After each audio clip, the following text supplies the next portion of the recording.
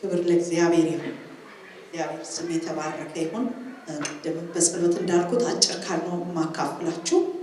እግዚአብሔር በልቤ ያስቀመጠው ዛሬ አብረን እንድናየው በፈተና የሚጸና ሰው የተባረከ ነው የሚል ርዕስ ላይ የሰጠሁት። እግዚአብሔር የተባረከ ይሁን። በፈተና የሚጸና ሰው የተባረከ ነው። በዚህ ምድር ላይ ስንኖር ብዙ ቻሌንጅ እንዳለ የእግዚአብሔር ቃል ይናገራል።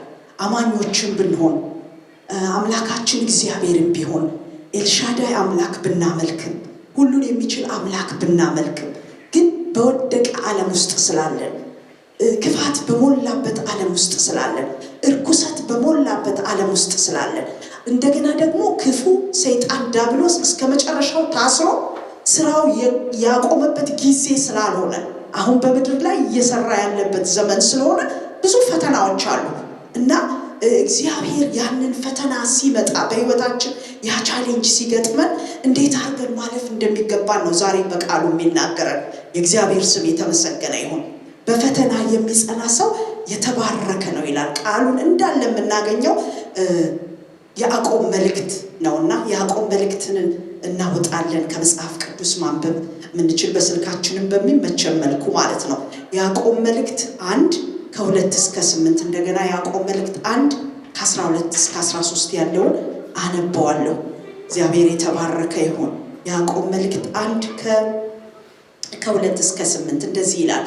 ወንድሞች ሆይ የእምነታችሁ መፈተን ትዕግስትን እንዲያደርግላችሁ አውቃችሁ ልዩ ልዩ ፈተና ሲደርስባችሁ እንደ ሙሉ ደስታ ቁጠሩት።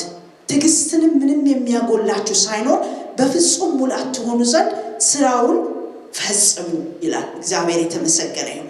ቀጥሎ ደግሞ ከእናንተ ማንም ጥበብ ቢጎድለው ሳይነቅፍ በልግስና ለሁሉ በሚሰጥ ለእግዚአብሔር ይለምን፣ ለእርሱ ይሰጠዋል። ነገር ግን በምንም ሳይጠራጠር በእምነት ይለምን። የሚጠራጠር ሰው በነፋስ የተነሳ የተገፋ የተነቃነቀ በባህር ማዕበል ይመሰላል። ሁለት ሐሳብ ያለው መንገዱን ሁሉ የሚወላውል ለዚህ ሰው ከጌታ ዘንድ አንዳች እንዲያገኝ አይምሰለው ይላል። ከዛ ደግሞ ቁጥር 12 ላይ በፈተና የሚጸና ሰው የተባረከ ነው፣ ከተፈተነ በኋላ ለሚወዱት ተስፋ አለ፣ እርሱም የሰጣቸውን የሕይወትን አክሊል ይቀበላሉ ይላል። ማንም ሲፈተን በእግዚአብሔር እፈተናለሁ አይበል፣ እግዚአብሔር በክፉ አይፈትንምና ይላል። እግዚአብሔር የተመሰገነ። በፈተና የሚጸና ሰው የተባረከ ነው፣ ከተፈተነ በኋላ ለሚወዱት ተስፋ አለ፣ እርሱም የሰማቸውን የሕይወትን አክሊል ይቀበላልና ይላል። እግዚአብሔር የተባረከ ይሁን። የእግዚአብሔር ስም የተመሰገነ ይሁን። በጽድቅ ለሆነ ፈተና እግዚአብሔር የጽድቅን አክሊል ይሰጣል። ክብር ለእግዚአብሔር ይሁን። በትክክለኛው መስመር ውስጥ እያለን እግዚአብሔርን እያመለክን የእግዚአብሔርን ሐሳብና ፈቃድ እየተከተልን እግዚአብሔርን ባለን አቅም ደስ ልናሰኘው። መቼም ሰው ፍጹም አይደለም፣ በብዙ እግዚአብሔርን እንበድለዋለን። ግን በተቻለ መጠን እግዚአብሔርን ለማስደሰት ለማክበር እየኖርን እያለን ብዙ ፈተና ቢገጥመን በህይወታችን ውስጥ እግዚአብሔር ከፈተናው በኋላ ተስፋ እንዳለ የጽድቅ አክሊል ደግሞ እንደሚጠብቀን ይናገራል። ደስ አይላችሁም ወገኖች? እግዚአብሔር የተመሰገነ ይሁን። ስለዚህ እግዚአብሔር ደግሞ በክፉ አይፈትንም። ወደ እኔ ፈተና ሲመጣ እግዚአብሔር እኔን ሊጎዳኝ አያመጣውም ፈተና። ይህንን ሁልጊዜ መስመር እንድናረግበት እፈልጋለሁ። እግዚአብሔር የተባረከ ይሁን። በክፉ አይፈትነኝም፣ በክፉ አይፈትንሽም፣ በክፉ አይፈትንህም። እግዚአብሔር የተመሰገነ ይሁን። እግዚአብሔር ፐርፐዝ አለው ፈተና ሲያመጣ ወደኛ። እግዚአብሔር በፐርፐዝ ነው ወደኛ ፈተና የሚያመጣው፣ እንዲሁ አይደለም። እግዚአብሔር የሚሰራው ነገር አለ በህይወታችን። ምናልባት ከኛ መቆረጥ የሚገባው ነገር ይኖራል በዛ ፈተና ውስጥ እያለፍን። ምናልባት እግዚአብሔር ወደ ራሱ ሊያስጠጋን የፈለገበት ጊዜ ይሆናል። እግዚአብሔር አናውቅም የሚሰራውን ነገር። ስለዚህ በዓላማ ነው ፈተና የሚመጣውና ለመልካም እንደሆነ ሁሌ ልናስብ ይገባል። በእርግጥ ሰው ሲፈተን የሚያስጨንቅ ነገር ስለሆነ ደስ አያሰኝም ሰው በፈተና ውስጥ ሲያልፍ።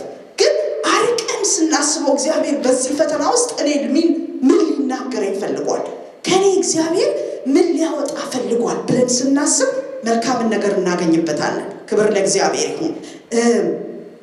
ስለ ፈተና አይነቶች 3 አይነቶችን እናገርና ከዚያ እንዴት ደግሞ ኦቨርከም ማድረግ እንደምንችል ፈተናዎቹ ፈተናዎቹ እንዴት አልፈን መሄድ እንድንችል፣ ፈተናዎቹ እያለ እንዴት በተረጋጋ ሰላም መኖር እንደምንችል እንነጋገራለን። እግዚአብሔር የተመሰገነ ይሁን። በሶስት መንገድ ፈተና ወደ እኛ ሊመጣ ይችላል፣ አማኞችን ብንሆን ማለት ነው። ምክንያቱም እኔን የሚወደኝ ቢኖር ምን ይበል? መስቀሉን ይሸከም እንደዚሁ ይከተለኝ ይላል። እግዚአብሔር የተመሰገነ ይሁን። ከወደድነው ክርስቲያኖች ከሆነን መስቀሉን ልንገፋው አንችልም ማለት ነው። የኔ መስቀል ሌላ ነው፣ የእያንዳንዱ ሰው መስቀል ይለያያል። ምን ይላል እግዚአብሔር ቃል? መስቀሉን ይሸከም እንደዚሁ ከኔ ጋር ይከተለኝ። ክብር ለእግዚአብሔር ይሁን። እግዚአብሔር የተመሰገነ ይሁን። ስለዚህ ብዙ ጊዜ ይህን ስብከት እናወጣዋለን፣ ግን ግድ ነው። በቃ መስቀል በህይወታችን አለ። ስለዚህ እሱን ተሸክመን ደግሞ እንሄዳለን። ሲዝን ደግሞ አለው እግዚአብሔር ፈቀቅ የሚያደርግበት ወቅት ደግሞ ይመጣል። ምክንያቱም የእግዚአብሔር ቃል ምን ይለናል? ለሁሉ ጊዜ አለው። በመክብብ ውስጥ ለሁሉ ጊዜ አለው ይለናል። ለመደሰትም ጊዜ አለው፣ ለማዘንም ጊዜ አለው፣ ለበረከትም ለመስፋትም ለሁሉም ጊዜ አለው ይለናል። ስለዚህ ያለንበት ሲዝን ምናልባት አሁን ለጥቂት ጊዜ የሚቆይ ነው፣ ፐርማነንት አይደለም። እግዚአብሔር የተባረከ ይሁን። ስለዚህ እግዚአብሔርን እናመሰግነዋለን። እና ወደ እንትኑ ስመለስ ሰው በሶስት መንገድ ፈተና ወደሱ ሊመጣ ይችላል። ሰው በክፉ በዲያብሎስ ሊፈተን ይችላል። ዲያብሎስ ፈተና ወደ ህይወታችን ሊያመጣ ይችላል። ይህንን በትክክሉ ግልጽ ባለ መንገድ የምናየው ማቴዎስ 4 ከቁጥር 1 እስከ 14 ባለው ቦታ ነው። ጌታ ኢየሱስ ክርስቶስን በዚህ ስፍራ ሲፈተን እናየዋለን። እሱ ትልቅ ሆኖ ሳለ፣ እሱ የሰማይና የምድር ዳርቻ ፈጣሪ የነገስታት ንጉስ ሆኖ ሳለ እንደ ሰው ተዋርዶ ሰውን መስሎ እኔና እናንተን መስሎ ወደዚህ ምድር መጣ እንጂ ሙሉ አምላክ ነው። ስልጣኑ አልተገፈፈም።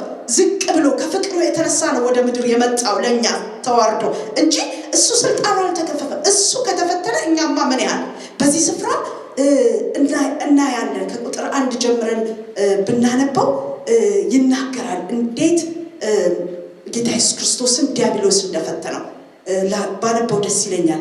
ከቁጥር 1 ጀምሮ ምዕራፍ 4 ማቴዎስ 4 ከቁጥር 1 ጀምሮ እንደዚህ ይላል። ከዚያ ወዲህ ኢየሱስ ከዲያብሎስ ይፈተን ዘንድ መንፈስ ወደ ምድረ በዳ ወሰደው። 40 ቀንም 40 ሌሊትም ከጦመ በኋላ ቀረበ። ፈታኙም ቀርቦ የእግዚአብሔር ልጅ ከሆንክ እነዚህን ድንጋዮች እንጀራ እንዲሆኑ በል አለው። እርሱም መልሶ ሰው ከእግዚአብሔር አፍ ከሚወጣው ቃል እንጂ በእንጀራ ብቻ አይኖርም ተብሎ ተጽፏል አለው። ከዚያም በኋላ ዲያብሎስ ወደ ቅድስት ከተማ ወሰደው። እርሱም በመቅደስ ጫፍ ላይ አቆሙ። መላእክቱ ስላንተ ያዛቸዋል፣ እግርህን በድንጋይ ላይ ከቶ እንዳትሰናከል በእጃቸው ያነሱዋል ተብሎ ተጽፏል። የእግዚአብሔር ልጅስ ከሆንክ ወደ ታች ራስህን ወርውር አለው። ኢየሱስም ጌታ አምላክህን አትፈታተን አለው። እግዚአብሔር የተመሰገነ ይሁን። ደግሞም ዲያብሎስ እጅግ ረጅም ወደሆነ ተራራ ወሰደው። የዓለምን መንግስታት ክብራቸውን አሳየው። ወድቀህ ብትሰግድልኝ ይህ ሁሉ እሰጥሃለሁ አለው። ያን ጊዜ ኢየሱስም ሂድ አንተ ሰይጣን፣ ለጌታ ለአምላክ ስገድ፣ እርሱም ብቻ አምልክ ተብሎ ተጽፏል አለው። ያን ጊዜም ዲያብሎስ ተወው፣ እነሆ መላእክትም ቀርበው ያገለግሉት ነበር ይላል። እግዚአብሔር የተመሰገነ ይሁን። በዚህ ስፍራ ይገርማል ወገኖቼ። ግልጽ ባለ ሁኔታ ይናገራል። ምን ይላል? ከዲያብሎስ ይፈተን ዘንድ ይላል። ወደ ጌታ ኢየሱስ ክርስቶስ ፈተናን ይዞ ዲያብሎስ መጥቷል። ወደ እኔና ወደ እናንተ ክፉ ይመጣል የተለያየ ፈተና ይዞ። በዚህ ስፍራ ደግሞ የመጣው በሚያስገርም ሁኔታ ነው። ምን ሆኖ? አንደኛ ምዕራፍ 3 ላይ ብናነበው ተጠምቆ ጌታ ኢየሱስ ክርስቶስ በዮሐንስ ተጠምቆ ጌታ እንደ በእርግብ አምሳል መንፈስ ቅዱስ በላዩ ላይ ወርዶ ሰው ሁሉ እየሰማ፣ አካባቢው ያሉት ሰዎች ሁሉ እየሰማ ይህ የምወደው ልጄ ነው የሚል ቃል ከሰማይ ተሰምቶ ይህን በረከት ካገኘ በኋላ ከዚያ ደግሞ 40 ቀን ጾሞ ይደንቃል ወገኖቼ። የመንፈስ ቅዱስን በረከት ከተቀበለ በኋላ ከጾመ ከጸለየ በኋላ በጣም ብዙ ነገሮች መልካም ነገሮች ከሆኑ በኋላ እንደገና ፈታኙ መጣ ይላል። አንዳንድ ጊዜ በህይወታችን እንደዛ ይሆናል። ብዙ በረከቶችን ከተቀበልን በኋላ እንደገና ፈታኙ በተለያየ አቅጣጫ ወደኛ ሊመጣ ይችላል። በዚህ ስፍራ እንዳደረገው 40 ቀን ጾሟል ጌታ ኢየሱስ ክርስቶስ። ወደ እግዚአብሔር የተጠጋበት ጊዜ ነው።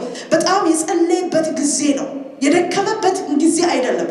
እንደገና ደግሞ መንፈስ ቅዱስ በኃይል በላዩ ላይ የወረደበት ጊዜ ነው። ግን ፈታኙ በዛን ጊዜ መጣ ይላል። እንደገና የመጣበት ሰዓት ደግሞ በተራበ ጊዜ 40 ቀን 40 ሌሊት ጾሟል ጌታ ኢየሱስ ክርስቶስ። ምግብ ያስፈልገዋል፣ ደክሟል። በድካሙ ነው የመጣው። ምን አለው?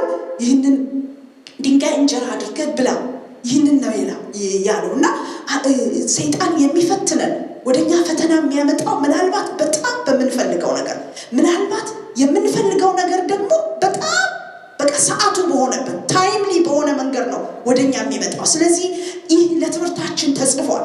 ጌታ ኢየሱስ ክርስቶስ በተራበ ጊዜ ነው ወደሱ መጥቶ ይህንን ድንጋይ እንጀራ አድርገው ብሎ ያለው። ስለዚህ ወደኛ ጠላት በሚመጣበት ጊዜ ፈተና ይዞ ልንለየው ይገባል። የእግዚአብሔር ጌታ ኢየሱስ ክርስቶስ ያስተማረን በእግዚአብሔር ቃል ተብሎ ተጽፏል ብሎ መለሰና 3 ጊዜ የተለያየ ነገር ነው የተናገረው በዚህ ስፍራ። አንደኛ ኢየሱስ በዲያብሎስ ሲፈተን ዘንድ መንፈስ ወደ ምድረ በዳ ወሰደው። ከበረታ በኋላ መልካም ነገር ካረገ በኋላ ተፈተነ።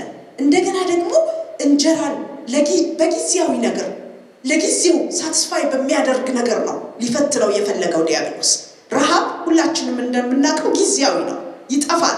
እንደ ቢርበንም እንኳን የተወሰነ ጊዜ ያን ረሃብ ጨከን ብለን ካሳለፍነው እናልፈዋለን እና ልናልፈው በምንችለው ነገር አንዳንድ ጊዜ ሰይጣን ይፈትናል የሚቆጨን። ምክንያቱም ብኩርናውን ኤሳው ሸጠው በምስር ወጥ ስለራበው ከወንድሙ ላይ ምስር ወጥ ለመብላት ብሎ ብኩርናን የመሰለ ነገር፣ ትልቅ የመሰለ ነገር ናቀው ይላል። ለምን ብኩርናይ አሁን መብላት ነው የምፈልገው፣ በቃ ይሄ ታይም ለኔ ማለፍ የማልችልበት ጊዜ ነው፣ አሁን መብላት ነው የምፈልገው አለ። ብኩርናውን አናናቀው፣ ሸጠው። በኋላ ግን ቢፈልገውም አላገኘውም ይላል የእግዚአብሔር ቃል። ብኩርናውን አቃለለው፣ ሸጠው። ስለዚህ ታይምሊ ክፉ ሊመጣ ይችላል ወደኛ ፈተና ይዞ። ፈተናው በጣም አስተዋይ ሆነን ልንመልሰው ይገባል። ጌታ ኢየሱስ ክርስቶስ እንዳለው ጌታ ኢየሱስ ክርስቶስ አራበው ርቦታል፣ ነገር ግን ኖ አለ። የእግዚአብሔር ቃል አልተጻፈም፣ ሰው ከእግዚአብሔር አፍ በሚወጣ ቃል እንጂ በእንጀራ ብቻ አይኖርም። ሃሌሉያ፣ ክብር ለእግዚአብሔር ይሁን። እግዚአብሔር ጸጋ በላያችን ላይ ካልመጣ፣ የእግዚአብሔር መንፈስ በህይወታችን ካልኖረ በምንበላው እንጀራ ብቻ በህይወት አንኖርም። የእግዚአብሔር ስም የተመሰገነ ይሁን። ስለዚህ ጌታ ኢየሱስ ክርስቶስ እንደዚህ ብሎ መለሰ፣ አላረፈም። የሚገርመው የሚደንቀኝ ነገር ይሄ ነው ወገኖቼ።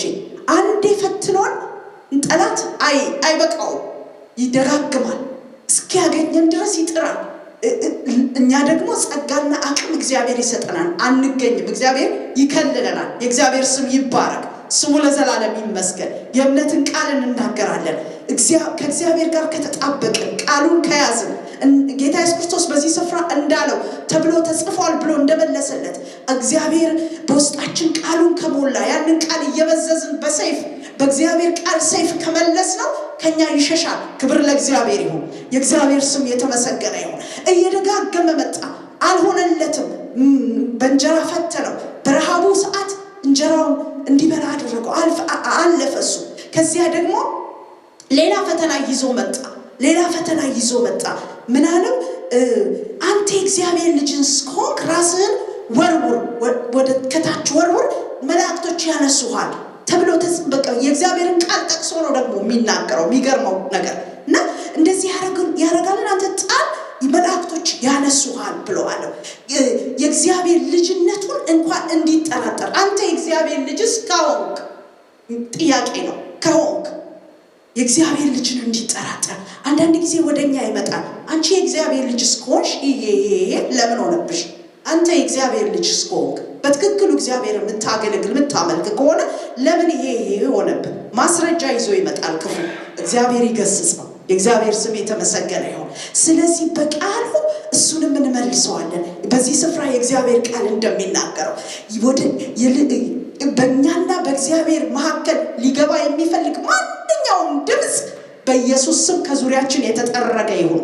ክብር ለእግዚአብሔር ይሁን። ማንኛውም ድምፅ በእግዚአብሔር ላይ እንድናንጎራጉር፣ በእግዚአብሔር ላይ እንድናጉረመርም። ለእስራኤላውያኖች የ40 ቀን ጉዞ 40 ዓመት የሆነባቸው ስላጉረመረሙ ነው። የሚገርም ነው።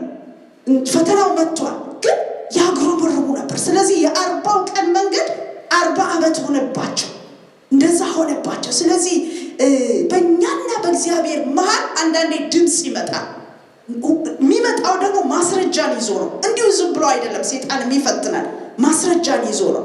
አንቺ እግዚአብሔርን እያመለክሽ፣ አንተ እግዚአብሔርን እያመለክ ስሙን እየጠራ ለምን ይሄ የሆነብህ ይነግረናል። ድምፁን ያመጣዋል። የእግዚአብሔርን ቃል መዘን ግን ስንናገረው ከፊታችን ይሸሻል። ክብር ለእግዚአብሔር ይሁን።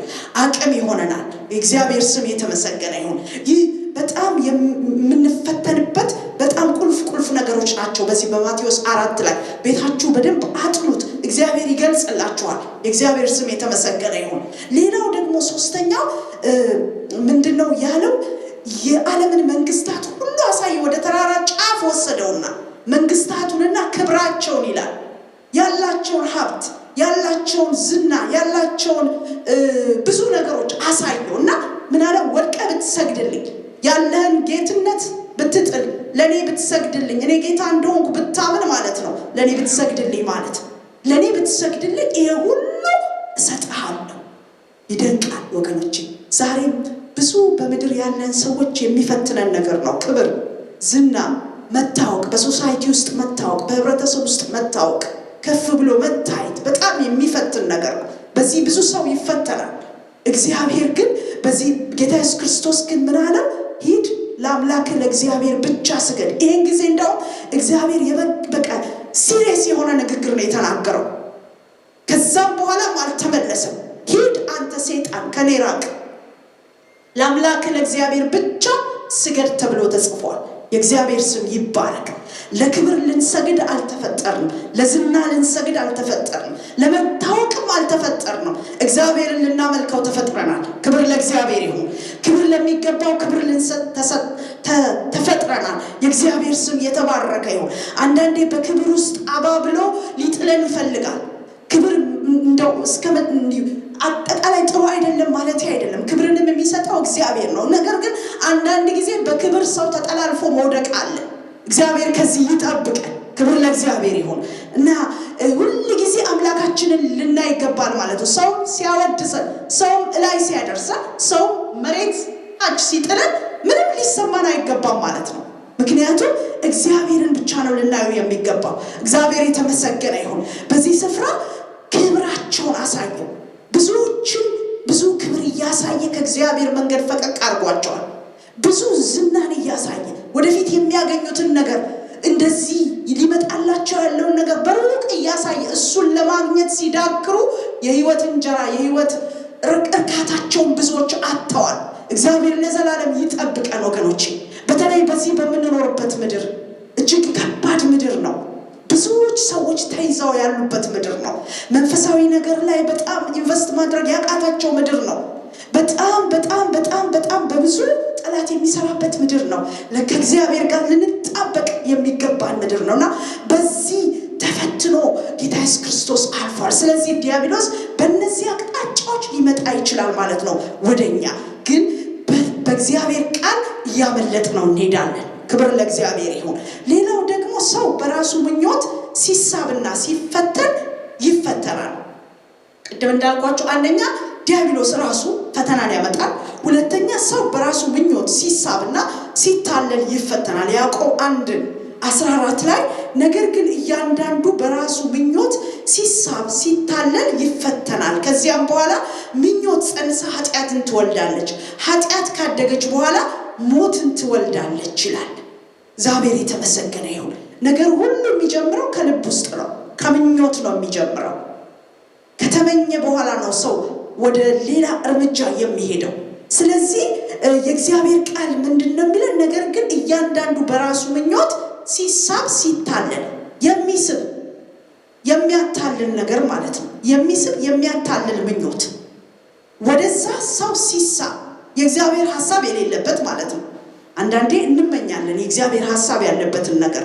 እሱን መመኘት ትክክል ነው ወገኖቼ፣ እሱን መሻት ትክክል ነው። ነገር ግን አንዳንድ ጊዜ ሰዎች እግዚአብሔር ፈቃዱ የሌለበት ሐሳቡ የሌለበት መንገዱ የሌለበትን ነገር በጣም እንመኛዋለን፣ እንፈልገዋለን። በዛ ሲታለል ሲሳብ ያ ሰው ይፈተናል ይላል። ያን ጊዜ በጽንስ እያለ ገና በምኞት እያለ ካላጠፋው ካላስወገደው እሱ ምን ይላል? ከኃጢአት ጽንሱ ሲያድግ ኃጢአትን ትወልዳለች፣ ኃጢአት ደግሞ ካደገ በኋላ ሞትን ትወልዳለች ይላል። ስለዚህ እየከፋ ሄድ ኮንሲኩዌንሱ ከባድ ይሆናል ማለት ነው። እስከ ሞት የሚያደርስ ከእግዚአብሔር ፈቃድ ሐሳብ ውጪ የሚያደርግ ከእግዚአብሔር መንግስት የሚያርቅ ነገር ውስጥ መግባት ይሆናል ማለት ነው። ስለዚህ አንዳንድ ጊዜ ጥቂት ነገር መስላ ምኞት መስላ በውስጣችን ስትመጣ እንደ ጥቂት ዋንያት ማለት ነው። የዛች ጊዜ ካላጠፋናት ቀስ እያለ ወደ ከባድ ደረጃ ይደርሳል። ከእግዚአብሔርና ከኛ መካከል ይገባል። ሞትን እስከሚያደርስ ድረስ ይደርሳል ማለት ነው። ስለዚህ ሁለተኛው ሰው በራሱ ምኞት ሲሳብና ሲታለል ይፈተናል። ሶስተኛው ደግሞ እግዚአብሔር ራሱ ቴስት ያደርገናል። እግዚአብሔር ራሱ ይፈትናል። ይህ ቅድም እንዳልኳችሁ ለኛ ጥቅም ነው እግዚአብሔር የሚፈትነን። እግዚአብሔር አብርሃምን ፈተነው። ዘፍጥረት 22 1 እስከ 3 አላነበውም ቃሉ ምንድነው የፈተነው? ከነዚህ ነገሮች በኋላ እግዚአብሔር አብርሃምን ፈተነው ይላል ቁጥር 1 ላይ ዘፍጥረት 22 1 ላይ እግዚአብሔር ነው የፈተነው። ከሰጠው በኋላ ብዙ ዓመት የጸለየበትን ልጅ እግዚአብሔር ከሰጠው በኋላ ፈተነው። ለምን ፈተነው? እንዴት እግዚአብሔርን እንደሚወድ እሱ ሊያውቅ ይፈልግ ነበር። ስለዚህ ፈተነው። እግዚአብሔር ይፈትነናል፣ ቴስት ያደርገናል፣ እምነታችንን ይፈትነዋል። ያለንን ከእግዚአብሔር ጋር ያለንን መጣበቅ ይፈትናል። ልክ ወርቅ እንደሚፈተን ወርቅ ይፈተናል። ሁላችንም እንወዳለን መቼም ወርቅ ይፈተናል። ያ ወርቅ በእሳት ውስጥ ይገባል። ቅድም ስንዘምር ነበረ እያመለክን በእሳት ውስጥ ይገባል። ወርቅ ይፈተናል። ወርቅነቱ የሚለየው በእሳት ውስጥ ከገባ በኋላ ነው። ከተፈተነ በኋላ ነው ወርቅ ተብሎ የወርቅ ስም የሚሰጠው። ያለበለዚያ ግን ወርቅ አይባል። እሳት ውስጥ ገብቶ ከጠፋ እሳቱ ካጠፋ ወርቅ አይባል። የእግዚአብሔር ስም ይባረክ። ከዚህ እንማራለን። ወርቅ ተብሎ ሊጠራ የሚችለው እሳቱን ካለፈ በኋላ ነው። ስለዚህ እግዚአብሔር ቴስት ያደርገናል፣ ይፈትነናል በተለያየ መንገድ። ያለንን ነገር ከሱ በላይ አብልጠን የምንወድ ከሆነ አገልግሎትም እንኳን ቢሆን ከእግዚአብሔር በላይ ልንወደው የሚገባ ነገር አይደለም። እሱ ነው የመጀመሪያ። እግዚአብሔር ይባረክ። ሕይወት የሰጠን እሱ ነው። ሌላም ነገር ቢሆን ከእግዚአብሔር ነገር በላይ ወጥቶ የሚታይ ከእግዚአብሔር ነገር በላይ ጣዖት የሚሆንብን ነገር ቢኖር እግዚአብሔር አይወደው። እግዚአብሔር ምን ይላል በቃል ውስጥ? እኔ ቀናተኛ አምላክ ነኝ ይላል። እኔ ቀናተኛ አምላክ ነኝ። እግዚአብሔር ይቀናል ወገኖቼ። ከሱ በጣም አብልጠን ፎከሳችን እሱ ላይ የምናደርገው ነገር ቢሆን በጣም ትኩረት የምንሰጠው ነገር ቢኖር እግዚአብሔር ይቀናል። እኔ ቀናተኛ አምላክ ነኝ ብሎ በቃሉ ላይ ተጽፏል። ስለዚህ እግዚአብሔር ይፈትነናል። ሲፈትነን ወርደን እንዳንገኝ እግዚአብሔር ይጠብቀን። ሃሌሉያ! እግዚአብሔር የተባረከ ይሁን። አሜን ትላላችሁ ወገኖቼ? አሜን፣ ሃሌሉያ። እግዚአብሔር የተመሰገነ ይሁን። እግዚአብሔር ሲፈትነን ነጥረን መውጣት ይሁንልን። እንደ ወርቅ ነጥረን መውጣት ይሁንልን። ከዚያ እግዚአብሔር ወደ ወደደው ወደ ፈቃዱ እንሄዳለን። የእግዚአብሔር ስም ይባረክ። እነዚህ ሶስቱ አሁን የተናገርኳቸው ፈተናዎች እንዴት ወደ ህይወታችን እንደሚመጡ ነው። እንዴት ታዲያ ኦቨርከም ማድረግ እንችላለን? ፈተናዎች ሲመጡ እንዴት ማለፍ እንችላለን? ጥቂት በየማሉ ተናግሬያቸዋለሁ። ነገር ግን ሁለት ነገሮችን እናገርና እንጸልያለን። እግዚአብሔር የተመሰገነ ይሁን። ወደ እርሱ ብቻ በመመልከት ማለፍ እንችላለን ፈተናዎች።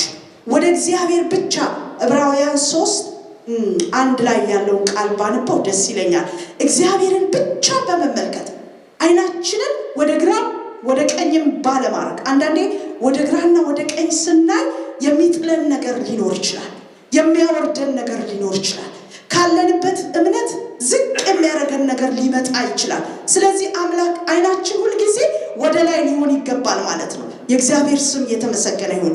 ዕብራውያን 3:1 ላይ እንደዚህ ይላል፣ ስለዚህ ከሰማያዊ ጥሪ የተካፈላችሁ ተካፋዮች የሆናችሁ ቅዱሳን ወንድሞች ሆይ የሃይማኖታችን ሐዋርያ ሊቀ ካህን ኢየሱስ ክርስቶስ ተመልከቱ ይላል። እግዚአብሔር የተመሰገነ ይሁን።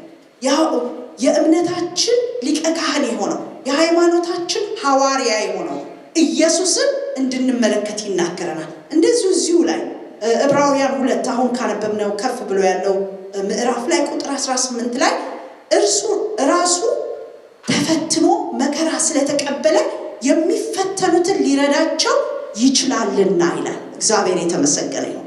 እርሱ ራሱ ጌታ ኢየሱስ ክርስቶስ ራሱ ፈተናን ተፈትኗል። በዚህ ምድር ላይ ሲመጣ ሰው ሆኖ በዚህ ምድር ላይ ሲመጣ ቅድም እንዳነበብ ነው ከዛም በበለጠ በብዙ ነገሮች ተፈትኗል።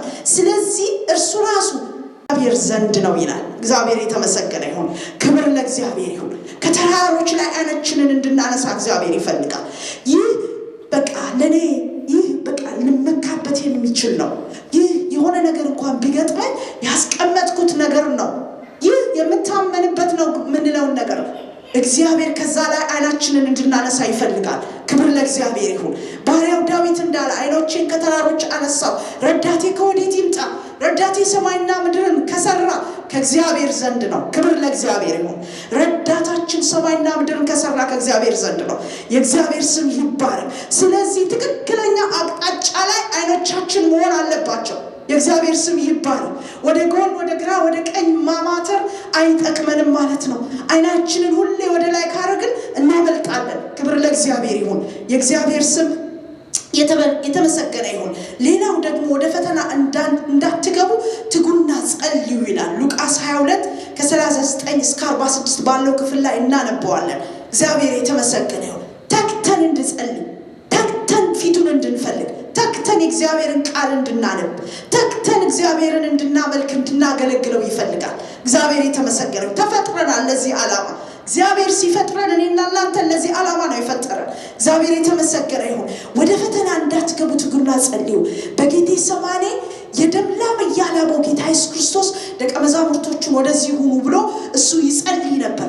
በጣም ኃይለኛ ጸሎት ነው የሚጸልየው፣ ምክንያቱም በጣም ከባድ ፈተና ነው ከፊቱ ያለው። ስለዚህ ይጸልይ ነበር። የደም ላብ ማላብ ማለት በጣም ከባድ ነው። እንደዛ እያላበው ይጸልይ ነበርና ዞር ብሎ ተመልሶ ሳያቸው ተኝተው ያገኛቸው ነበር። ደቀ መዛሙርቶቹ እንቅልፍ ይዟቸው ያገኛቸው ነበርና ይህን ቃል የተናገረው ለዛ ነው። ወደ ፈተና እንዳትገቡ ትጉና ጸልዩ። ከፊታቸው ያለውን ከባድ ፈተና ያይ ነበር እሱ። እነሱ ግን አያዩም፣ ተኝተው ነበር። አሁንም ተመልሶ ሲመጣ ተኝተው ያገኛቸዋል። እና እግዚአብሔር አንዳንድ ጊዜ ይቀሰቅሰናል፣ ውስጣችንን ይጠቁመናል። ሲጠቁመን መዘጋጀት፣ በእግዚአብሔር ፊት አጥብቀን መጸለይ፣ የጠበቀ ጸሎት ማድረግ እግዚአብሔር ይርዳን ወገኖች። እግዚአብሔር ስም የተመሰገነ ይሁን። እግዚአብሔርን ቃል ደግሞ ማንበብ በጣም በእግዚአብሔር ቃል ስንሞላ ነው። ቅድም ጌታ ኢየሱስ ክርስቶስ እንዴት ሰይጣን ሲፈትነው እንደተናገረው እናያለን። ሁሉንም ተብሎ ተጽፏል አለ እና ያንን ኃይል የምናገኘው ያንን አቅም የምናገኘው ውስጣችን የእግዚአብሔር ቃል ሲቀመጥ ነው። እንደ ሰይፍ መዘን የምንዋጋበት። እግዚአብሔር የተመሰገነ ይሁን። ስለዚህ ጊዜ ለእግዚአብሔር መስጠት በጣም አስፈላጊ ነው። እንደዚህ በህብረት በአንድነት እንደገና በግላችን እግዚአብሔርና እኛ የምንገናኝበት ጊዜ እግዚአብሔር ይርዳን። ብዙ ሚስ ያደረግነው ነገር ቢኖር በሳምንት የተወሰነ ጊዜ አምላካችንን ብቻ የምናይበት ጊዜ ሊኖረን እግዚአብሔር ይፈልጋል፣ ይናፍቀዋል እኛን ለማየት። ከፈተና ደግሞ እናመልጥበታለን። ወደ ፈተና እንዳትገቡ ትጉና ጸልዩ ስለሚል የእግዚአብሔር ስም ይባረክ። ወደ ጌታ ስንቀርብ ማምለጥ አለ። ወደ ጌታ ስንቀርብ ማሸነፍ አለ። ወደ ጌታ ስንቀርብ መፈወስ አለ። ወደ ጌታ ስንቀርብ መዳሰስ አለ። ወደ ጌታ ስንቀርብ መጽናት አለ። ምክንያቱም ርዕሳችን ስንጀምር እንደተናገርኩት በፈተና የሚጸና ሰው የተባረከ ነው። ክብር ለእግዚአብሔር ይሁን። የሚያጸናውን ጸጋ ይለቅልናል። ከፊታችን ላለው ነገር እግዚአብሔር መልካምነቱን ያደርጋል። እግዚአብሔር ደግሞ ከፊታችን መልካምን ነገር አዘጋጅቷል። የእግዚአብሔር ስም ይመስገን። ቅድም እንደተናገርኩት ሁሉ ነገር ሲዝን አለው። እግዚአብሔር አሁን ያለንበት ሲዝን ፐርማነንት ሆኖ የሚቀጥል አይደለም። ደግሞ ወደ ሌላ ምዕራፍ ያሻግረናል ፈተናውን ካለፍን። እግዚአብሔር የተመሰገነ ይሁን። እግዚአብሔር የምርኮን ዘመን ያመጣል። እግዚአብሔር የመበዝበዝን ዘመን ያመጣል። እግዚአብሔር የእረፍትን ዘመን ያመጣል። እግዚአብሔር የደስታን ዘመን ያመጣል። እግዚአብሔር ደግሞ ለብዙዎች የመትረፍንም ዘመን ያመጣል። የእግዚአብሔር ስም የተባረከ ይሁን። ስለዚህ ወቅት ስላለው በአምላካችን ፊት ጸንተን መቆም በጣም አስፈላጊ ነው። ጸንተን ስንቆም ፈተናውን የምናሸንፍበትን ጸጋ እግዚአብሔር ይሰጠናል። መጨረሻ ኢሳይያስ 43:1 ላይ ቅድም ስንለው ነበርና በውሃ ውስጥ ባለፍክ ጊዜ አያሰጥምህም፣ በእሳት ውስጥ ባለፍክ ጊዜ አትቃጠልም ይላል። ክብር ለእግዚአብሔር ይሁን። የእግዚአብሔር ስም የተባረከ ይሁን። ስለዚህ እግዚአብሔርን እናመሰግነዋለን። ስለ ቃሉ ክብር ለእግዚአብሔር ይሁን። ለጥቂት ደቂቃ ቆመን መቆም የምንችል ሰዎች እንጸልያለን።